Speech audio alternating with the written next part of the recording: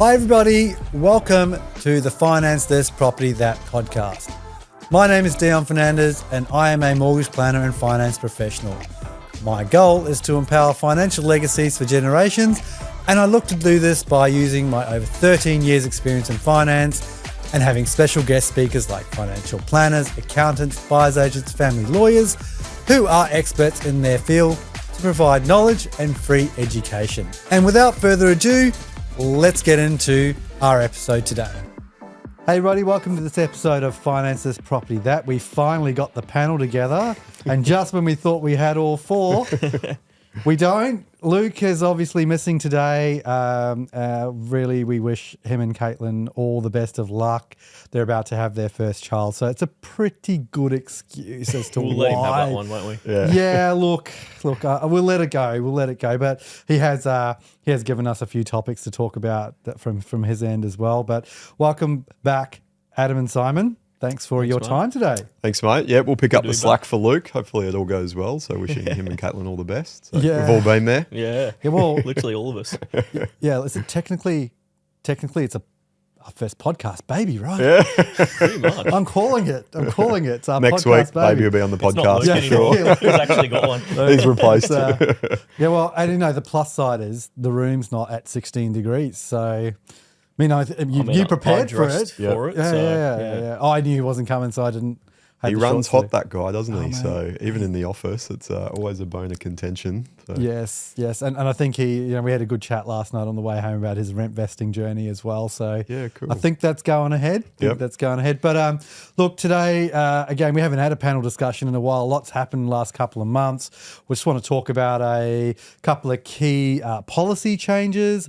Want to really touch base on bridging and how that's becoming really more prevalent. We're doing a lot. I literally got a bridging client this week.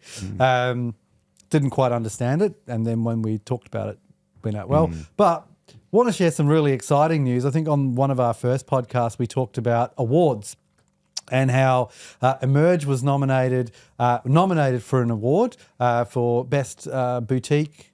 Yeah, we brokerage. picked up the gong, which is exciting. So yeah, we took out winning.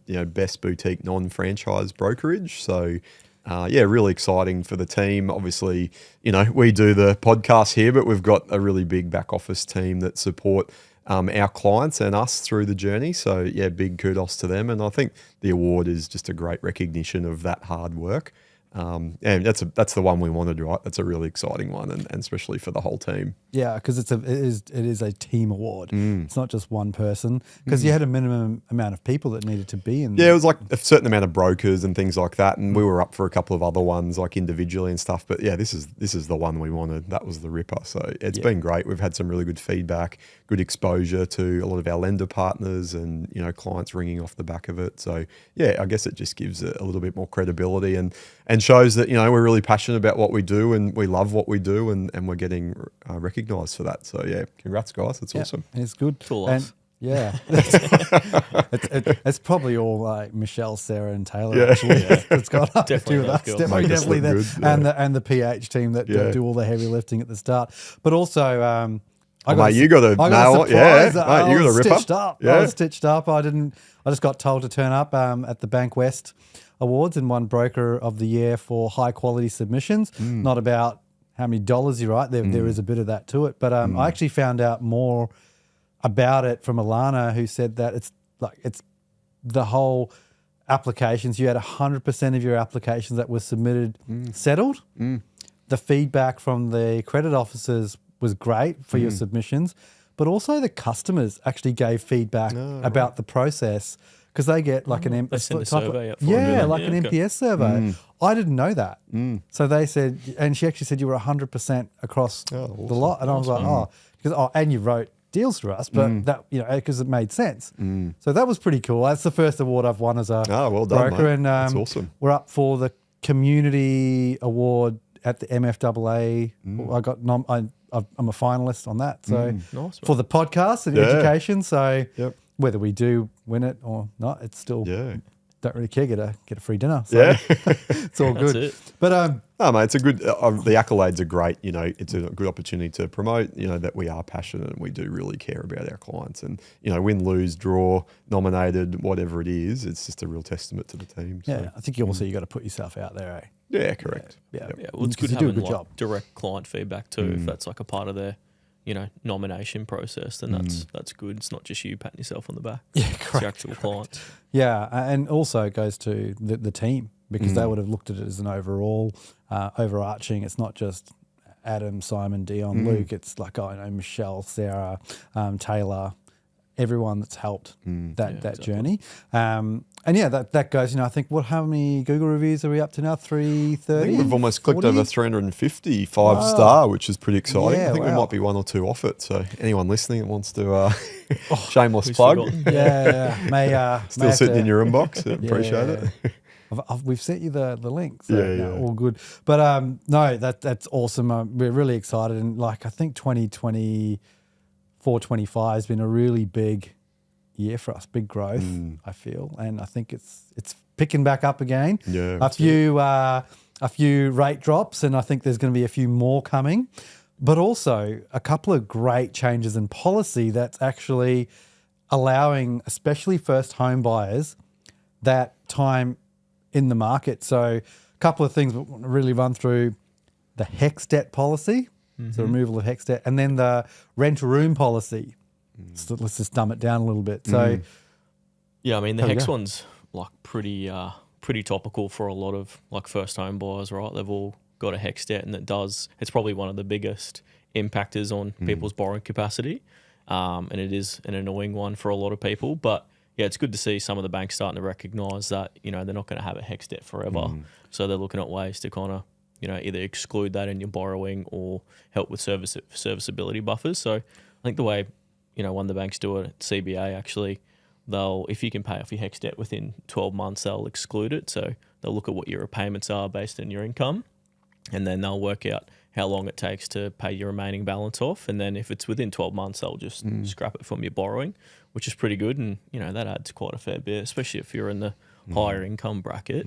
yeah, where it's like 10, 12%. Because it's a percentage of Yeah. income. You just lose 10 to 12% of your income. It's one of those silent killers of borrowing capacity, right? That's one of the levers that we pull as brokers with clients, is saying, well, what deposit do you need, and do you have some surplus to pay it out? I was looking at a scenario this week for a client, and they had still been getting their HEX taken out, and they didn't even realise, and they'd paid it off 3 years ago. Yeah. So I said, oh, well, you'll get a good tax return at the end of the year. So a lot of people use it as almost like a forced savings. But I guess from a cash flow position, if you've got an existing loan or a home loan, you'd probably rather that being thrown on the home loan and making accelerated repayments. So Exactly. Yeah. it's just a common sense approach, I think, how some of the banks are now looking at it. Yeah, and I think it's about time too. I mean, given the entry point has gone up, therefore, in order to borrow more, you've got to earn more. But if you're earning more, then you've actually got to pay back more on the HEX. It's sort of like that vicious circle. Yep. It just never ends. Now, is the HEX debt policy just for? It's not just for first home buyers, is it? Or is it? I'm pretty sure it is, Yeah. But It's to get into the market. It's good that they're looking at it though, right? So I think we'll probably see some more changes, especially with other banks start coming on board as well. Because I think they'll also look at it if you can pay it off within 5 years. So then they reduce the serviceability buffer on the new debt that you're wanting to take out. So they remove that from 3% to 1%. So it's just another way to help people with HEX debts. So And look, that's always been a frustration for us, right? Like a client's got a car loan or something that they'll pay out in 3 months' time. But if we've submitted the application now, the bank effectively assumes that commitment is going to be there for 30 years, right? So it's just good to see a bit more common sense coming in for some of these shorter term outgoings. Yep. They're going to be finished soon, right? And no different to private school fees or maternity leave policies and things like that. Banks, they need to really take a bit more of a common sense approach. It's only a small time or snippet of a loan duration that they're going to be impacted. So Yep. And I think there is a bank out there that will look at especially the private school fees. If they've only got a couple of years and you've actually got the cash in the bank for the two, they'll mitigate they'll that exclude it, because it's crazy. Like it is a fee, and why if you're only a couple of years out, you're not gonna realistically, you're not going to pull your kid out No, that's it. to go to a state school when they've all settled in, and it's like your last 2 years are probably the most prime year. So I think there has been a massive relaxation in quite a few policies. They're just improving, and it's usually one bank will do it. They'll be the tester. The rest will follow. Just like the 1 year policy. Bankwest have a great 1 year policy For self-employed. For self-employed, sorry, 1 year in isolation for self-employed. I think as long as it's under 80%, you're pretty good to go. Okay, make sure we're checking all the checks and balances. But NAB have come on now with a pure 1 year policy as well, which they had one in the background, but it was never a written rule. You had to actually prove why we should use 1 year, and that's usually with a couple of other banks as well. They will look at that but it's outside of policy. They've actually made this policy, and it's pretty simple documentation process as well. It's literally the tax return. I really like that one because they don't really care about the ABN history either and when that was set up. Because I had a couple looking to buy a home, buy their first home, and the female applicant, she only recently went self-employed, and it was about halfway through the financial year, and we only needed a little bit of income to get them to desired borrowing capacity or purchase price, and the income that she earned in 4 or 5 months was enough to get it across the line. So we were just able to use her tax return and get that across. So it's really good. Great. And it would have was she in the same industry prior to that, and she just went self-employed, same industry? She was, yeah. And that's the thing. We can mitigate that because it's not as if she's concrete and now she's a florist. Like it's the same industry. I'd love to see that. Well, I've just used the 1 year for myself, right? And mainly just to streamline the application, less documentation to provide and less entities and things like that. So it works really well. And if it makes sense, I think now if a good broker will look at everything before that and go, okay, well, how do we make sense of this? Yes, there's a deal here. Ask more questions. And that's what we do really well, is we do ask the extra question. And I think we're all pretty on board with, hey, give me access to your accountant, please. If you're self-employed, it's easier. I'll let you go do your job, make the money, let us take care of the finance side of it. We'll always keep you informed because any correspondence we CC the clients in anyway. But I think we all do that really well. I think a lot of the time the client isn't completely across the structure or where the income is being claimed because they're guided by their accountant, right? So whereas we see that all the time, right? We can have that conversation with the accountant and figure out where the income's coming from and where they're paying tax on it. So especially when they do have multiple entities, they're not really sure what the structure is or what type of entities they are, which is pretty important for us to know, obviously, when we're trying to, get them into properties. But I think you're right. Being close with their accountant makes it easier. And even, because we're quite meticulous in reading the financials. I mean, I even picked up, there was a trust on the trust tax return, there was a distribution going out to the female applicant, but actually on her personal tax return, which was lodged, and we had a notice assessment, the distribution wasn't in her tax return. I've rung the client. I've gone, hey, before I ring your accountant, did you know this happened? And she's like, no, I didn't even know. I just thought it would happen. So I just wanted to do that sense check. I just rung the accountant and go, hey, look, just want to check I'm not going blind here. This is what I see and this is what has happened. She goes, oh my God. Thanks for picking that up. And it was it got fixed. Client wasn't upset. She was happy that we picked it up and we just collaborated. Got it fixed, got the deal done. But it was scary, right? I mean, how many people would not, we're so meticulous at making sure we've got everything there in. We understand the position right up front. So yeah, I mean, there's self-employed. I reckon it's getting a lot easier. And look, no one likes paying tax. You want to pay the right amount of tax. So accountants are great at minimising tax, but then that can sometimes bite clients in the butt when it comes to borrowing, right? So, now that we're coming up to end of financial year, there'll be a lot of conversations, July, August, September, with our self-employed clients that are looking to acquire more properties, and what does it need to look like, and how did last year go? Is that the one we should be using, or should we be looking at another strategy? So there's a lot of value in, I guess, working with a broker and the accountant to get the outcome for the client.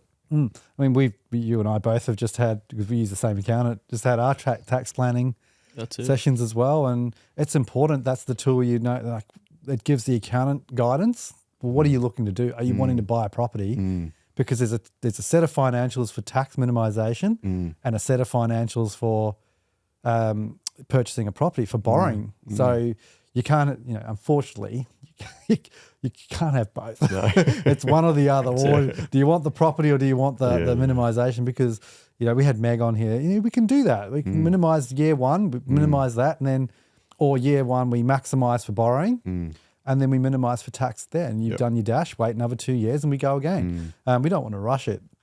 But even, one of my other clients who hasn't had he's gone full-time, self-employed in his business. He was PAYG full-time and part-time halfway through last financial year. And then this financial year he's gone full-time self-employed. Yep. Mate, he's raking it in. We can see it. But I go, mate, you want to buy this property, signed a contract. We did it as a alt doc.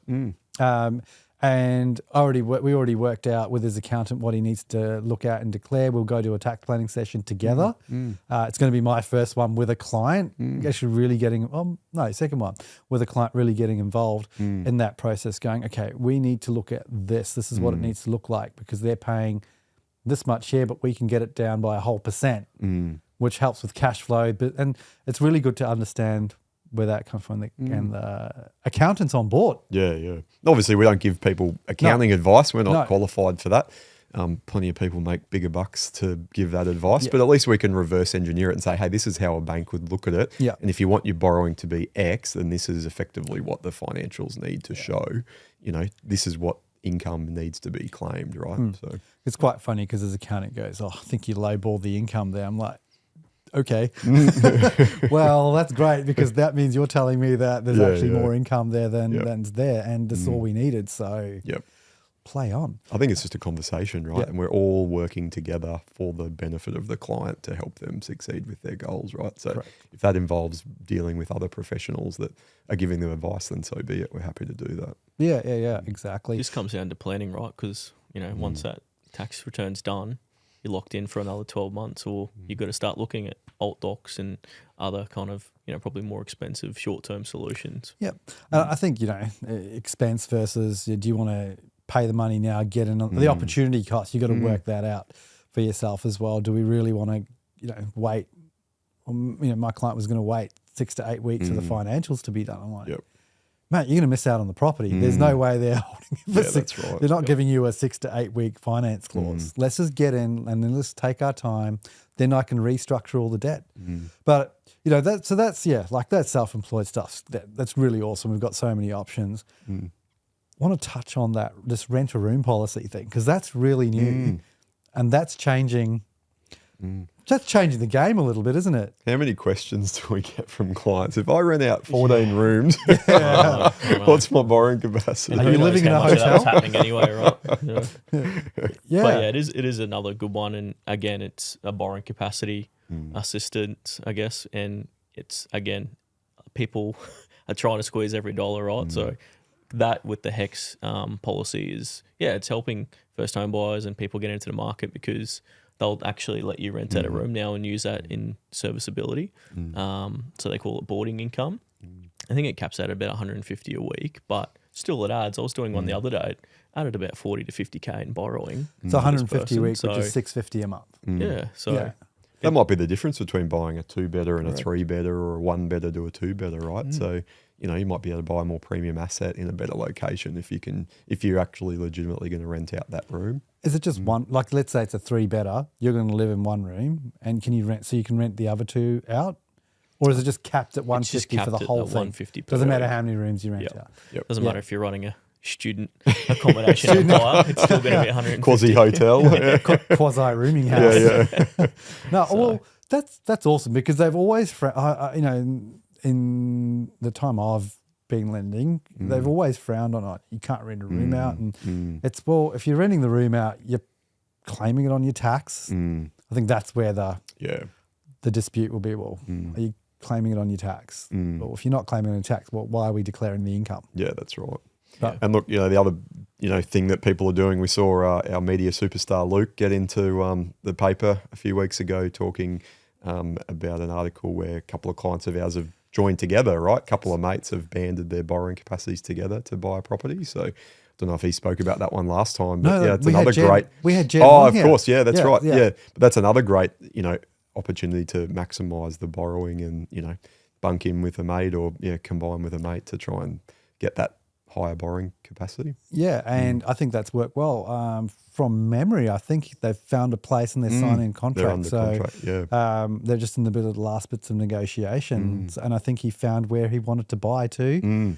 We're going to get him on again. I did say, part 2 of the journey. Once it's done, got to and come dusted, up. Now let's talk about that process. Yeah. I think, this part of this podcast is about taking people through a journey. I think Jem's journeys, and Luke. I think Luke did the loan as well. He's writing the loan for him as well. So exactly. Which will be pretty cool. But but renting a room out. So that's renting a room, reduction in HEX debt, and then buy with a mate or someone. So there's 3 different ways you can boost your borrowing capacity. Yep. But all 3 require you to come and speak to a broker because it may not be for you. Sure, you can go direct to the bank, but I mean, why would you? Because there's other options that we could have a look at as well. I think ultimately it's just a conversation starter. So many people probably think that they're not in a position to buy, but it's just worth a conversation, right? We don't charge a fee. We're happy to help. We work with clients for years, putting them in different plans and, budget savings and goals and things to try and get them in a position to buy. So I guess, ultimately just come and have a chat. We're happy to talk through all these scenarios and what might work. Yeah. So, And also you said, people don't know what they don't know. And that even comes down to bridging. Because people think that, I've got to sell my house first because I don't actually have I don't have the cash, I don't have this, but mate, you got that untapped equity in the property. You're seeing? Yeah, we're seeing lots of it. And look, the first property is probably the easiest one, right? Because you're renting or you're living with family or parents or something. You've got a deposit, you put an offer in, bang, you get it, you buy it, good to go. You've got the cash to put through the deposit. And same as once you're in a property, buying an investment property is relatively easy. If you've got the equity or got the cash, you go and buy it. It doesn't really involve you having to move, but it's always that transition of your own property to the next one, whether you're upgrading or downsizing. It's quite challenging, right? Because a lot of clients have got equity or a lot of their wealth tied up in their own home and they're wanting to transition that to the next property. And there's really only 3 or 4 ways to do it, right? You either sell first and then try and buy, but the risk is you're out of the market for a period of time. And then where do you move in the interim? If you sell yours too quickly, well, then you've got to go find a rental, and the rental market's really struggling. The second option is you try and line up settlements. And look, done a lot of these over the years and they practically never worked. It's great in theory, but in practice it never works. So, and it's not just lining up the settlement dates, but it's when you are when the client's having to go unconditional on the purchase and maybe not having a seller going a buyer going unconditional on their sale. Or, the subject to sale, but, we know the market's quite buoyant at the moment. So there's not that many vendors accepting subject to sales. So, it means they can't move on because then they're waiting for the buyer to sell their place. So, there's just a lot of unknowns around it and lots of different lenders and policies. So the bridging, I think, is just a great scenario, provided the client's got enough equity in their existing property, but it allows them to effectively stay where they are until they find the perfect property, buy that with a really clean purchase contract, and then get their place on the market and sell it. And once you've sold, you just pay down the bridging debt. Yep. It's not 17% interest rates like what our parents would have gone through. So I think there's a lot of sort of unknown and enigma around bridging. But the opportunity cost of buying and selling in the same market, it's definitely worth it. Well, you put yourself in the seller's position. If you have someone that's let's say your property's worth 1.8 million, you have someone paying 1.79 and then someone's going, 1.81, I'll pay you a little bit more. but I've got all these conditions. Correct. You take the 10K hit any time of the Exactly. day. Bird in the hand, right? Yeah, see you later. Like, why you're not putting the best offer forward if you're trying to put as many conditions. I think, normal conditions, subject to finance, build and pest, then your DD settlement maybe. conditions. Yep. Yeah. And look, I've got a subject to sale that's working successfully at the moment for a client. So I'm not saying it doesn't happen, but it's just very rare. Yeah, you got to if pick and choose. if you're buying a desirable product or property and there's lots of interest in it, you're practically never going to get the subject to sale to stack up because presumably that seller wants to move on to their next property transaction or their next goal. So they don't want to wait around for someone to sell, right? And realistically, the agent's gonna really grab that offer too and probably make them pay overs a lot of the time if it's going to be having such hamstrung conditions. That's it. But And bridging's great because it works for upsizers, downsizers, sideward steps. So it really works for everyone. And there's so many new lenders coming out. Like there's literally a lender that just does bridging. Yep. Just does bridging. It's a different service offering, but there are lenders out there like your normal your majors or sub majors that are doing it. I think I'm going to call it St. George have probably got one of the better bridging policies. Yep. St. George Westpac Group. If there's enough equity, they'll cap they'll interest cap the during bridging portion. That means you're not actually paying; it's already accounted for. You're not paying, and then you just have an end debt that you're paying for, and you're getting the normal rates. Correct. Like the good rates on the end debt. That's all you have to worry about, apart from selling your house. And they add in buffers. Yep. If you don't sell your house for this much, you do the full Can vals. Still work. It even helps for like retirees that aren't even going to have an end debt, right? They're downsizing, they're retired, they just need to get from property A to property B in a competitive market, and it all just gets taken care of at settlement. And that's a no-brainer. And that's where the misinformation is, right? People think, it's going to be so expensive while we're bridging, we're paying 2 mortgages. But, a lot of these lenders will let you capitalise the interest. So from a cash flow position, it's not as bad. Obviously, you don't want to be holding 2 debts for longer than you need to. But, a lot of the clients that we're bridging with at the moment, they buy something, go on under contract, we get the finance sorted, unconditional, they get their place on the market, they sell it in the first weekend, they're bridging for a week or 2. Yeah. Like, you got kids, like moving with kids is a bloody it's a nightmare. It's like, nightmare. take my money. If I only have to move once, But also done. but also moving while you're trying to sell the place at the same time doesn't bode for like the best sales strategy either. Correct. If you can move, clear out the house, stage it properly, you might get more money. I'm not saying you will, but you might get more bang for your buck. And there's no stress. Like you've moved out, you can fix stuff. You can, one of your kids may have put a hole in the wall and then just put the couch over the other side of it. So you just don't know until you strip it out. You don't know what it's going to look like. Not everyone's house looks like Vogue living, like Simo's. So, a lot of people, it's just a good opportunity to get their furniture out, get some staging done or get those little jobs done or repaint or whatever it is, getting it ready, which is really tricky to do when you're living out of it. Also running open homes when you've got a family. I can't keep my house clean for half an hour, let alone for a Saturday or whatever for an open home, right? So, there's a lot of efficiencies by doing the bridging. Yeah, I had the open home when I rented my place out. Luckily, only one person came, and that one person actually bought the property. Yeah. But I was sitting there going, if I was trying to sell this, I wouldn't be selling. Like I'd bridge because then I'd be in my place. There's no stress of me trying to move on Friday or move Friday while it's settling to get into a house, and then you got the other people trying to move in. And well, then you can just give full access to the agent to just go in whenever they want, right? They ring you up on a Thursday night. Can we bring someone in tonight? You're running around like a headless chook trying to clean the place, and then the buyer doesn't turn up. You've cleaned for nothing, right? So there's so many efficiencies. I think it also removes like the pressure and the desperation of quickly trying to sell your place too, because you've already bought your place. You don't have to just quickly take the first offer that falls on your lap to try and line up settlement dates or make the purchase work without it. So and I just had a client come through this week wanting to buy their new place, and she was talking about, I'm just going to sell mine first, and I wanted to, but didn't quite understand bridging. She goes, I want to bridge, but I'll sell mine first. I'm like, that's not bridging. Let's talk about what this looks like. And she goes, well, that's actually a better outcome because my house got she's downsizing, massive house on six hectares. Yeah, well. Downsizing down to just from that property to maybe 1 hectare. Still, I know that's a lot of mowing for me anyway. But it made sense for her to do that, because if she wasn't, her property's worth considerably more than the property she's buying. The debt on the property is much less. Go, mate, let's just take the stress that you got 3 kids. Yeah.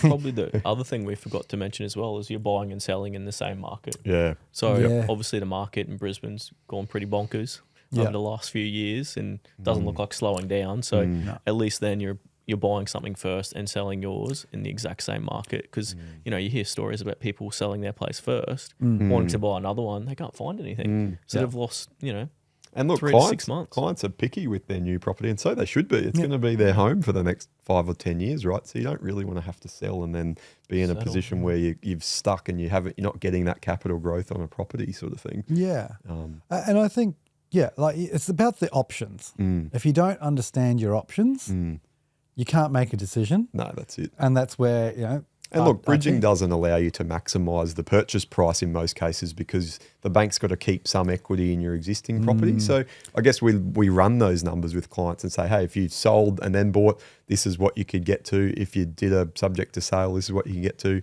If you did a long settlement and tried to line up settlement dates, this is what you can get to. If you do bridging, this is what you can get to. So I guess our role as brokers is not to make a decision. We're not the ones paying the mortgage. Yeah. The client's got to be happy with it, but our goal is to give everyone the information so that they can make an informed decision on what's going to be best for their scenario. Yeah, and reduce the opportunity cost. Correct.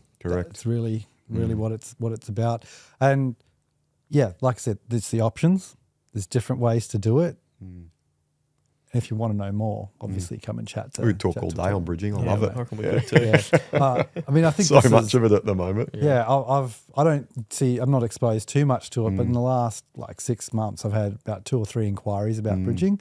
A couple of people couldn't do it, didn't have the equity. Yeah, correct. In the property, so it's like, no, now you're doing a buy-sell. But at least they know that's sell-buy. the option, Yeah. right? Like if bridging's out of the cards because of equity or whatever, at least they know that, okay, take that off the table. Now we've got to focus on these 2 other strategies. So. Both those clients have bought, so it's great. Yep. It's And I had some clients recently, they bought at auction, 90-day settlement, and then just got their place on the market and took the chance and ended up getting it to work, right? I mean, they've got bigger kahunas than I do to put it on the line, but it worked out, right? So Is that the one where you already did the bridging application and now they don't need the bridging application anymore? Oh, well, we do that as well. Yeah. And that's the other thing I say to clients is the bridging is great because you can secure the property, as we said before, with a really competitive offer, like when you're the buyer.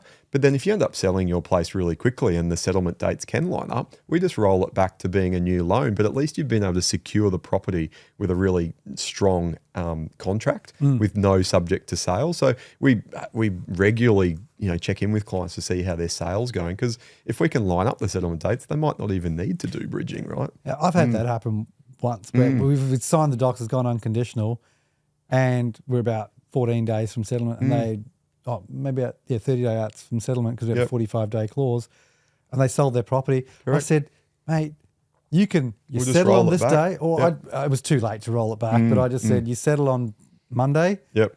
purchase, settle on Tuesday for your sale, and it's gone, done. Yeah, You're not actually out of pocket at all, and we just ran the numbers and here you go, this is what you're actually going to have back. Yep, that's it.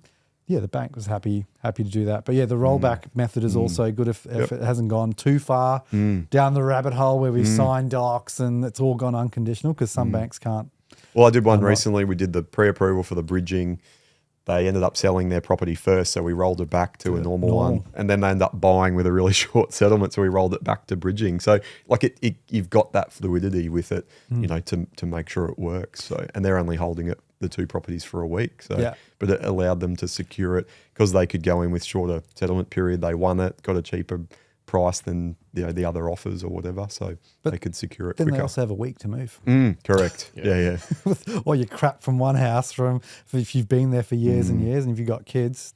Yeah, nothing's worse than the 2 removalist trucks sitting out the front of each other's properties Just while you're ticking away. waiting for settlements to happen. Ticking away by the hour. Removalists are expensive too. That's it. Jeez. So give yourself a week and just enjoy it, and then clean your other place or whatever it is and get it out. Make it nice. Make it nice for the people that are buying it. Like, you've lived in it.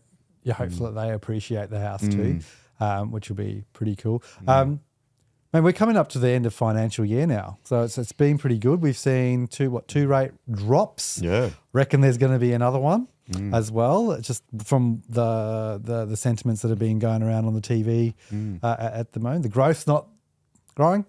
It's they'll probably drop it again. Yep. Whether it be Inflation's down too. Yeah. In target band. Yeah. So that'll be the new financial. Oh, are they having one this June? No. It's July. July, isn't Next it? one, Yes, yep. a new Bit of a financial break, year. yeah. We'll get it kicked in because they've changed the Yeah. roster. I can't keep up. So that's obviously going to be a real boost, I feel, in the new financial year. Just get that. I'm seeing a lot of inquiry coming in right now. Yep.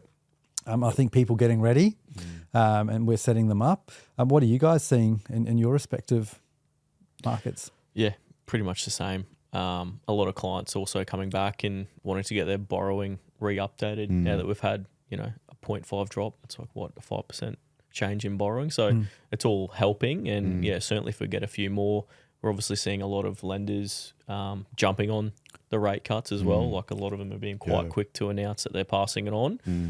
Because let's face it, that would be probably a bad idea given all the spotlight on the cost of living and everything at the moment. But and there's also, I think, the fixed rate market's changing quite a fair bit too, which is quite interesting off the back of that. There's some pretty sharp ones, eh? Yeah. Like, pretty what are we tempting not fixed doing? rates out there now. Yeah, especially the 1-2 year ones. It's like You can talk about that. You can talk about it. Who's the 2 year one? dirty fixing. Okay, all right. We won't give advice. People general. Did They're always you- changing anyway. I guess that's the benefit of working with a broker is we're on top of it all, right? Correct. How many emails do you get a day with different changes and policies and rates? Like, how could you keep up to date with that as a normal borrower? It's one a week. I get at least one a week from about 2 or 3 different banks saying we're changing this, we're going to do this. We're updating technology. There's a lot of digital ID that's coming out. So NAB have also done now the digital ID. Macquarie been doing it for a while. The reduction in paperwork. Yeah. They're really trying to remove the barriers to approval, which is great for us. We've just got to make sure that we're all, and this is why we're across. That's why we got Sarah, Michelle, and Taylor across. All of that. It's great because I know I'm Streamlining the process. I think that was probably the one positive that came out of COVID, right? Is automatically all of the banks went to a remote verification of ID. Like previously, with some lenders, we'd have to catch up with everyone face to face, right? I remember flying to Sydney and Melbourne, like just to verify the ID for clients, back in the day when I started. So show my age now, but now it's like jump on an app, bing, bing, bing, take a screenshot or do a quick video call and done and dusted. Like it's so much quicker. And look, people are busy. They don't want to have to spend the time to pop in the office or book in a meeting just to verify ID. So they can be sitting at their desk and done and dusted and we can keep it moving. sitting on a beach in Thailand somewhere. Yeah. I was doing one the other day and the guy was sitting in a bar in Japan having a beer. I was like, I'd probably much rather be there at the moment, but I'll keep working on your loan. Just, can we take a photo, please? Yeah. Hurry up. Put your beer down for a second. And Yeah. Oh, look, I mean, like I said, technology is really growing. Bankwest have come out with a really cool virtual cards. You were using that the other day, weren't you? yeah, it's a pretty cool one. You can set up virtual credit cards via your internet banking app. So, those like annoying gym memberships that, keep ducking money out of your account. You might want to just make the card expire within 6 months just to give you a bit of a buffer, or, you might be going out to a restaurant. You want to give yourself a budget limit for the night, $100 or $200. And when it's done, the card effectively destroys itself, or a lot of people want to have a bit more security when they're doing internet banking or online shopping. So you might just set up a card for one transaction. So it actually gives you a unique expiry and CCV number. So it's attached to the same card, but it's all digital. So it's really cool to see some of these things happening. And you and I caught up with the guy at the head of Bankwest a few weeks ago, and he was pumped about some of these new things that they're coming up with and people are thinking of. So it just goes back to that protection that they want to protect people. They want to give the options to protect people, and they're protecting themselves at the same time. You're like the digital ID. It's very hard to. You've got to, if you don't pass it, then you've got to go do manually. So this whole extra, the virtual cards, it's another layer of protection. I mean, they already have pretty good security. That's it. it. If you're breaching a bank security, that's you're doing well. But yeah, that's another level of security. So there's some cool stuff coming. That's not lending. That's it. Yeah. Like Jamie can control how many golf balls you're buying, mate, when you go down the driving range. And there's quite a few at the moment. Oh If you no, missed one, lost one. So But it is such a good idea very though, from cool. a security perspective. Yeah. Because I was chatting to a client the other day and they were so scared to get a credit card because of, just theft online. So they were actually using like Afterpay. Yeah. It's got the limit. So Well, I mean, we're all traveling and going overseas and whatnot. So imagine just setting up a credit card for 2 weeks while you're overseas, and then within 2 weeks it just effectively blows up and just disappears. So, budgeting and security, there's so many uses for it. So just a 24-hour maximum in my household. correct. Yeah, that's it. Yeah, but it's Even great to see that the banks are coming up with some of these really out of the box ideas. yeah, and it adds to the value, the overall. When we can recommend a bank, we can recommend a little. We can't say what accounts to get, but we say, these are some of the actual features that they have available for you as well. Who was it? Westpac and NAB now multiple offset accounts. Yeah, So that's another. Yep. I mean, that's not Pretty much all the banks are nearly doing multiple offsets now. Yep. So there's only a few dinosaurs left. They only do one. Yeah, I don't know what the restriction is, but I don't know, who knows what their back end system looks like. But no, it's looking really good. I think it's a very positive outlook going into the new financial year. But yeah, look, let's celebrate some wins. Tell us about a big win that you've had. Like, no, it may not I be. know a you've client. got a big one you want to talk about. No, it's all Take good. the floor. No, you guys can go first. Save the best for last. No, just kidding. Because we've made like 350 plus Google reviews. I mean, we've had some pretty cool wins. Yeah.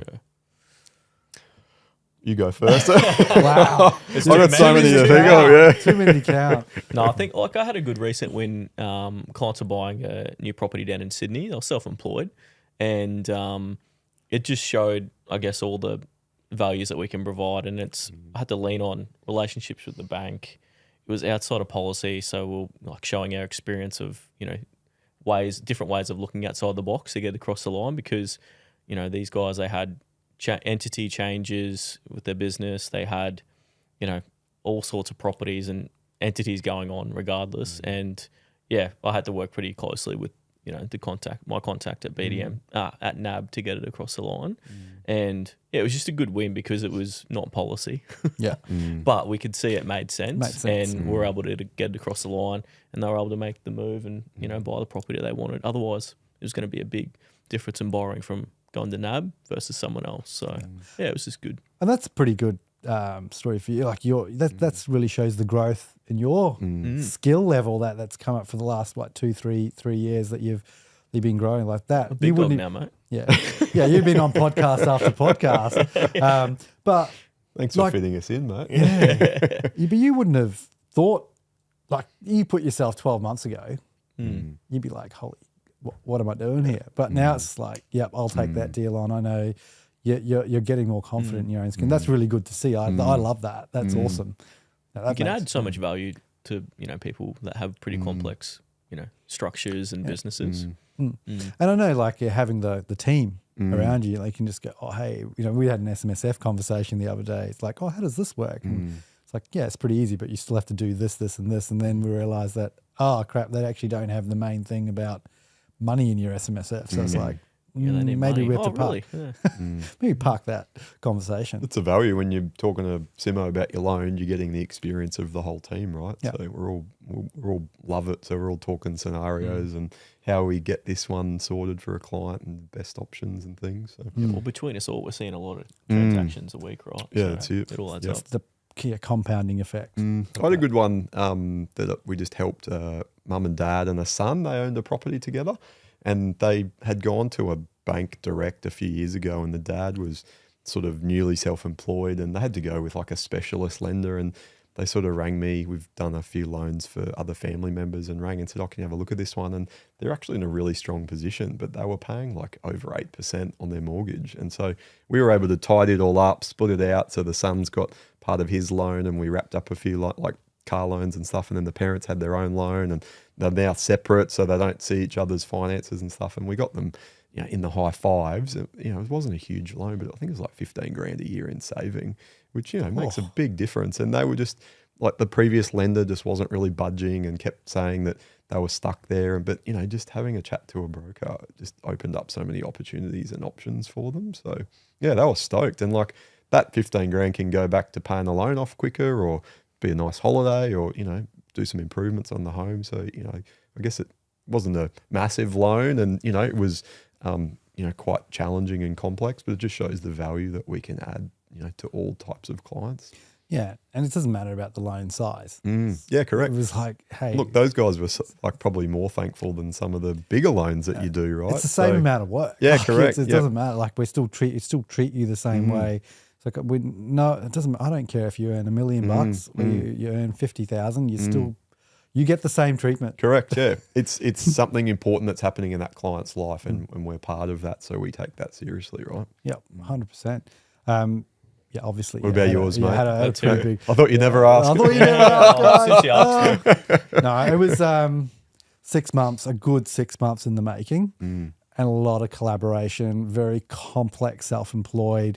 Wanted to restructure some debt to release some equity, and there was plenty of equity in the properties. But self-employed, running the income through multiple entities, and you've got to try and figure that out. And then halfway, when we were ready to go, 2023s didn't stack, but they almost finished 24s. Got in collaboration with the accountant, got the 24s, got them looking the way they needed to look. They actually submitted them before I didn't realize I was submitting them, but they submitted them. But we ended up valing up. So the vals between 6 months, the vals had gone up, which is great.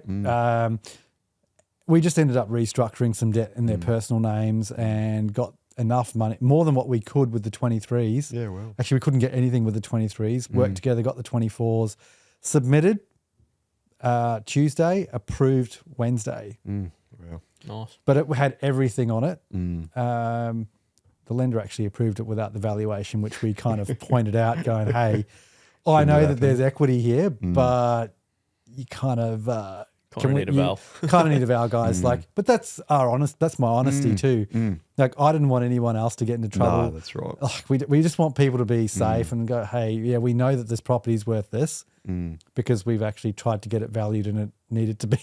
They've already given us the minimum number it needs to be. Yeah, yeah. So we're safe, but let's not. Some banks do take a relatively common sense approach to vals, right? Like if it's below a certain LVR and the property's below a certain amount, they'll take an RP data or something like desktop or something. Yeah, so there's a few little tricks you can do. This one was over there. Yeah, over their limit to do. But I mean, it is what it is. LVR was still 70%. But what that means now is a full debt restructure on all their investment lending. So we've ended up getting an increase in cash flow because we've got the 5 years interest only. So we've refreshed them. Yeah, cool. Really good equity across the spread of their portfolio. It's like 60% LVR across the spread. Now we've got them enough money to go and purchase the next property, but also the extra money has allowed them to help their sons out. Cool. To go buy their first property. So there's a little bit more than, hey, we want to buy an SMSF. Yep. Okay. Like, can we help out? So instead of doing just one thing, we've ended up doing 2 to 3 things. Yep. And that's great. It's just, go slow to go. That's literally the definition of go slow to go fast. It took us 6 months. Yeah, that's right. But we got the outcome. And now it's, love and life. And roving fan. I was at that bank's head office when the credit officer rung. So quite swiftly let them know. But no pressure, mate. And look, that's probably a good point. People just think that we sit in the office all day just pushing papers and fighting with banks, and there's plenty of that. But we're always out like learning and developing. Like you went to that one. I was at a conference last week down in Melbourne. Learning. We did some Harvard Business School stuff. So we have we had the Gold Coast one. So like we've got a requirement to be continuing our professional development as well, right? Staying on top of all the policies and talking to lenders. We're really collaborative with our lender partners, but ultimately we're doing it to get better. We want to grow and get better brokers so we can offer a better offering to our clients, right? but it's a really important part of it. Like we have banks that come into the office a lot of the time and talk to us about new policies and new processes and tech that's coming out and how we can be, you know, submitting applications cleaner or better. I mean, you don't have to listen to those ones. Yours are all perfect, but, you know, a few of us sometimes got to do sometimes. it. So, you know, people don't realise there's a lot of that continuing professional development. We're always trying to get better and grow our credit knowledge to advise clients. And we're not all on the golf course as well either, right? Like, No, that's it. I know that we've pulled some absolutely big hours leading into the end of financial year because there's a time pressure. Like this time, like I call May and June and November, December are silly seasons. We get 2 silly seasons. Yeah. And this is it. And you just knuckle down and you could just see everyone's hustling just that little bit harder in the office, knowing that, yes, we only have then the pressure will just come off a little bit as well. And, we're continuously growing ourselves, but we're also growing our team. Yeah, that's it. Yep. So Craig's just come on onto my team, really, really experienced commercial credit analyst, very much across all the self-employed stuff and is really going to bring that next level of knowledge to us. Like he's taught me in 2-3 days, he's taught me more than like a commercial BDM has taught me about the way to look at things and approach and what questions to ask. And I'm like, oh, cool. But I can teach him about resi. Yeah. Because he's like, I'm like, mate, I'll teach you that. You teach me this and we'll just grow together. And you got 3 other guys that you can chip in and so, and that makes it's this, that emerged stronger, right? Yeah, it's really exciting to see talent like that are keen to join the team. And, you know, I remember one of the things he said when he came in was it just felt like a family. The office is really inviting and, you know, we're really proud of the office. So it's just a nice environment to work in and really facilitates growth and what we're trying to achieve by helping clients, right? Yep. Coffee shop helps. Definitely. He doesn't even drink coffee or tea. Keeps the troops caffeinated. He doesn't drink coffee or tea, we'll change him.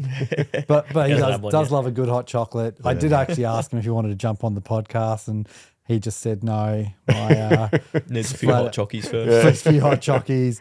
He just goes no. Get his feet under the desk for a few weeks. Yeah, fair enough. But he'll be forced soon enough. I said I got to do something because everyone here's on the TikTok. Yep. So you got to get on. But so I've actually got him to give me some ideas about how we can help more commercial clients as well. And probably then, you know, once he's settled in, we'll do like a bit of a self-employed session with the team. So we'll put that on as well and look for someone say TikTok, didn't they? So how's your social media going? What's your do you have a million views up to? So one of my videos, I think it's etching on 2 million now. Wow. Actually. Are they paying you money? So is that how it works? I'm an influencer now. Yeah. No, I thought. Welcome to Simon's podcast, Dion. Yeah. So you'll probably get a few more followers after this. Yeah. One goes out. Are you sure? It's free to follow. It's free. He's just humble click the button. Oh mate, that's a great outcome though. Yeah. It's a good opportunity. Just we've all got a lot of knowledge, and you know, it's What's the video that's got 2 million? Because I can't see it. How do I see it? I'll It's got send 2 it to million. Which one is it? Just Google him, mate. Google it. No, just talking about bank statements in a light-hearted way. Oh, that's the other bit of tech that we use really quickly is around the bank statements. People have that fear that the bank's stealing their money or stealing their information. Categorically, it's not. Like we use it to actually make your lives a lot easier. That cash deck is a lifesaver. Mate, this is a teaser for next time. Yeah, we'll talk about that. Next time there's a bit more talk tech about coming pain through. points and how we overcome pain points. Open is banking. the next one. Yeah, because that's going to be huge. That will change the game. Absolutely. And Connective have already started doing it. Yeah, that's right. Cool. Any last words of wisdom before we wrap up? This is the last one before the end of financial year. Thanks for having us, mate. Yeah, it's good. Catch up. Got to keep more consistent every month. We had a couple of months off, so that's all right. Give the people what they want, hey? Well, we'll have a baby on Busy the next time. episode. Yeah, that's it. So Luke will be on dad duties and you can just pass them around. Well, is it a him or a? We're not do we sure know? yet. Yeah. We'll find out. Find out. Yeah. I reckon today's the day. Yeah, it could be. What is the date today? 5th of June. I reckon today is the day. We'll see. June we'll baby. Posted, eh? She meets just the June 30 cutoff before you have to do the school Pressure on cutoff. this guy, isn't he? The financial year. Yeah. Well, it's also the school cutoff. Yeah. Otherwise, that's right. you have to wait another year if you exactly. past June 30. It's Yep. a bit of a pain. But All right, let's plug yourselves. Come on, Simon. How do we get a hold of you? Someone wants to look at a million views. Simon, You're not one of the 2 million people. Yeah. It's like Give us a 10% follow. of the Australian population, mate. Emerge. We've got some new content coming out soon. We just had some photos done of the team, so that should be coming out in the next couple of weeks. So is Breaking Banks Bradley going to be keep an back eye on out. our Breaking TikTok? Banks Bradley. I'll change it back to Adam Bradley, mortgage broker. But yeah, you'll see some more content coming out and some new team photos and stuff, which is pretty cool. That'll be good. Doesn't cost anything to follow along. It's completely free. You just give them a like and follow. You can see the 2 million views, be one of the 2 million. Again, guys, the information on this podcast very general in nature, doesn't take into consideration your personal circumstances. If you want to chat about your personal circumstances, come and have a chat to one of us. You can emergefinance.com.au is the main website. You can find me at Dion Finance Specialist on Instagram, Dion Fernandez on LinkedIn. Podcast got a website now, financethispropertythat.com.au. That'll all be in the show notes or on my link tree. But until the next episode, have a good end of financial year and make smart home loan decisions. Come see the team at Emerge Finance. See you on the next episode. Awesome.